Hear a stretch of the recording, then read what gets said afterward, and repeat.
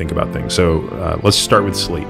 I really take my sleep seriously, and I'm, someone who functions best with a consistent bedtime and wake up time.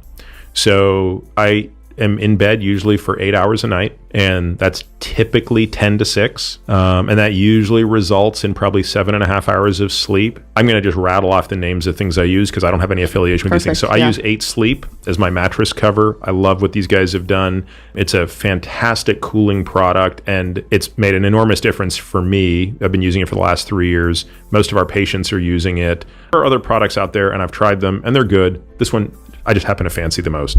Agreed. I'm also very particular about what I'm doing before bed and what I'm not doing before bed. So I really, and I'm not perfect with this. I'm not perfect with any of these things, Rhonda, but I really go out of my way to not look at anything that's going to activate me. So I try not to look at email for a couple hours before bed. In fact, I have 2 separate phones. I have like my regular phone that has email and social media and junk on it. And then I have what I call my bat phone that literally has nothing. It's just, it has like the remote to the TV, and it has like a phone and email, but a phone and text, but only Smart. like 2 people know the number, my wife and my daughter. And that's about it. And the camera. So it's basically an excuse to have a camera and a phone if I'm going someplace and I don't want my phone with me. So that's kind of the phone that's with me if I'm watching TV downstairs or something like that. But I can't even be tempted to look at social media or look at email. So it's all in this spirit of like, turning the system down before bed. Even little things like I'll brush and floss my teeth before I go in the sauna, because I sauna before bed as well. So that once I'm done with that sauna and shower, I'm just going straight into bed. So for me, that's also a very productive sleep trick. There's certain supplements that I use to sleep as well. So I'm a fan of glycine, ashwagandha, magnesium L-threonate, and just straight mag oxide as well. I don't use melatonin or phosphatidylserine unless I'm jet lagging. If I'm time zone hopping, I'll use those as well. So that's sleep.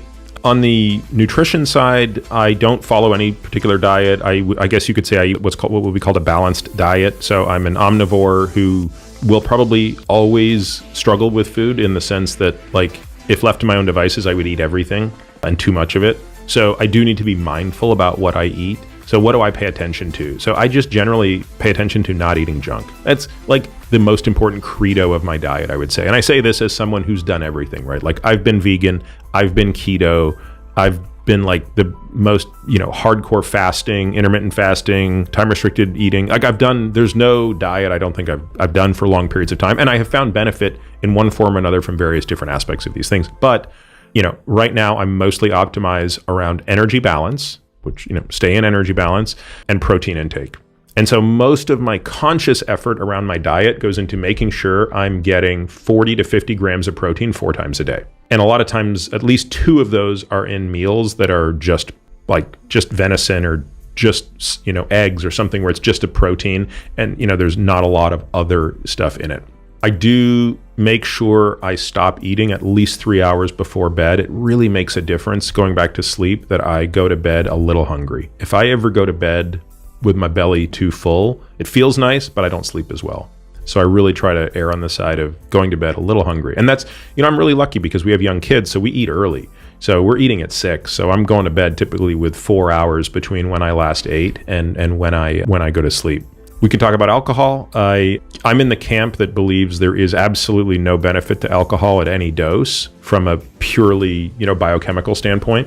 However, I acknowledge that there are probably some pro-social benefits to it, and I happen to really, really like alcohol. So I probably have, I don't know, it depends. Anywhere from 0 to 7 or 8 drinks in a week.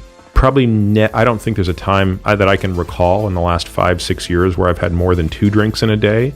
And I also try to do my drinking early. Now, by that, I don't mean 2 in the afternoon, but I mean with dinner.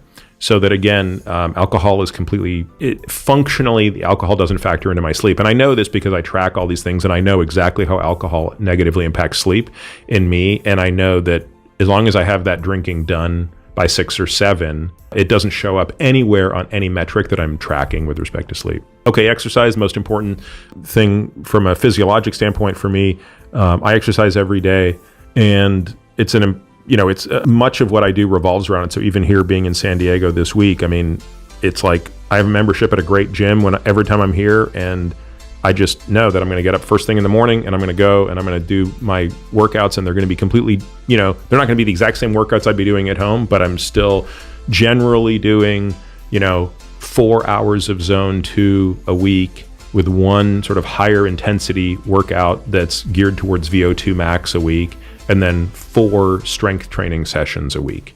So that's kind of the foundational pillar of everything I do. And then there's other things that get layered on top of that, like rucking and recreational activities that are also physical as well. So, and then the last thing I guess I would say on that, which we didn't talk about, but it's an equally important part of this, is, mental health. So everything that we've talked about factors into, so the right sleep, the right nutrition, exercise, all of that factors into creating, what I kind of describe as a wider buffer zone around distress tolerance.